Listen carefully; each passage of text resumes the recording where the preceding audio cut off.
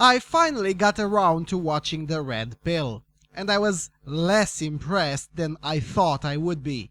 And that's probably because I'm not in the target audience. Let's explore.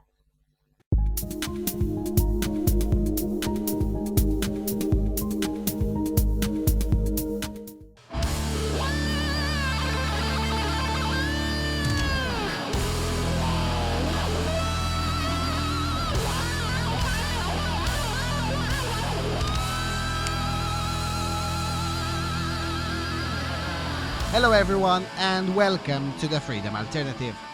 Alright, I've been saying for a few months now that I'll start reviewing TV shows and films from time to time, but I didn't get around to actually break the ice on this particular direction of the channel. But since I've been stuck indoors in the last few days and as I was treating the cold that I just got, anyway, I've had more time to think about stuff and also to watch TV shows and documentaries. So I finally got around to seeing Cassie Jay's documentary, The Red Pill. Now, as far as I know, the movie isn't yet available for the general public, not legally anyway, but nevertheless, the best time to review something is as close to the moment you've actually seen it. So, the movie is nowhere near as hateful, bigoted, or whatever other names it's been called in the dying cathedral media, and of course by the usual suspects. By the same token, though, the movie was also less impressive than I expected, but the problem here is that I expected too much. Because here's the thing, Cassie had a monstrous job in front of her. Explore a topic that is underexplored, underfunded, and that is under consistent and constant fire by the cathedral. Now, admittedly, there's less of a problem today, but consider this, Cassie started the work for this movie in 2013. Now, do you remember 2013? That's the year when a journalist could get in trouble for printing the word misandry in a mainstream outlet. That was, by the way, the last year when this happened. By mid-2014, the wider non-feminist majority had already started to make its voice heard and the culture had already started to shift.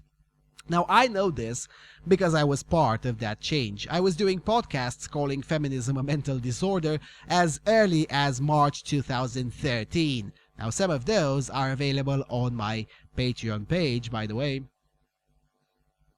But anyway, back to the film. The film is not made for people like me. The film is not made for feminists either. Roughly 7% of the American population identifies as feminists and roughly 3 to 5% as anti-feminists. The rest, on the other hand, either don't care or keep their stance on sexual politics for themselves. The movie is for that portion of the public, and it does a very good job at conveying the message that maybe, just maybe, the misandrist blathering about male privilege and other similarly idiotic stances are not just wrong, but completely outside the realm of reality. And in my opinion, it does this the best not when it's showing men's rights activists talking statistics, but when it's showing feminists. And I'm not joking. I don't know if this was intentional from Cassie or it just came out that way, but the best moments of the film are somewhere between the 32nd and the 60th minute mark, when it's mostly feminists and gender studies scholars doing the talking. The way those people talk does a lot more to cement the knowledge that any of their opponents could even dream. Mind you, we knew that early on. That's why the stance on the anti-feminist aisle was always more speech for feminists, please. And I say we because, well, I still am part of AVFM and was pushing for compelling the feminists to make a fool out of themselves 5 or 6 years ago, when the prospect of a documentary like this was honestly a pipe dream, and the concept of an alternative media strong enough to take on the cathedral media and win was only something the dreamers believe. Anyway, the highlights of the documentary, in my view, are when Cassie goes into the issue of reproductive rights, specifically paternity fraud and forced parentage and so on and so forth, and when she gets into male genital mutilation. She does by far the best job in covering these issues, not only comprehensively and dispassionately, but also convincingly. And that's because she puts the data as a footnote instead covers it as if you would be talking about it with a fellow human who's not into these things and has no idea what's this all about. That is called efficient messaging. The downside is that she doesn't do the same with domestic violence and academic feminism, which are both hugely profitable financial schemes for the feminist establishment. The film also doesn't enter into the ideological framework of how academic feminism works. But considering how complex the topic is to begin with, there was just no way Cassie could put everything in the movie and keep a length that is reasonable. In fact, the movie as it is now is already quite long, 117 minutes, within industry standards for sure, but still long for this day and age when all arguments are made in 120 characters. I mean, sadly, this is the age of low attention spans, so in judging whether this film included enough information, regardless of what opinions we may hold about it, we have to take into account the fact that we are in a time when long films are just not a thing anymore. A couple of years ago, a Czech documentary about the KGB ran in a theater here in Cluj-Napoca. It was 5 hours long. There were 4 people younger than 55, including myself, in the theater. All the rest were between the ages of 55 and, well, deceased. So, for this reason, I won't judge Cassie too harshly for omitting certain things. She already included more than expected, to be quite honest with you. Where I will judge more harshly is on the graphics. They're just not there. This is the only fully legitimate criticism levied by some feminists for this movie, which I think it is indeed legitimate. My 82 minutes long video on Duginism has graphics almost as fancy as this documentary. The difference being that I worked 5 days for that video instead of 3 years. And I worked with amateur equipment and a minuscule budget. So I do not think it is unreasonable at all for me to expect a bit more from a full-length documentary.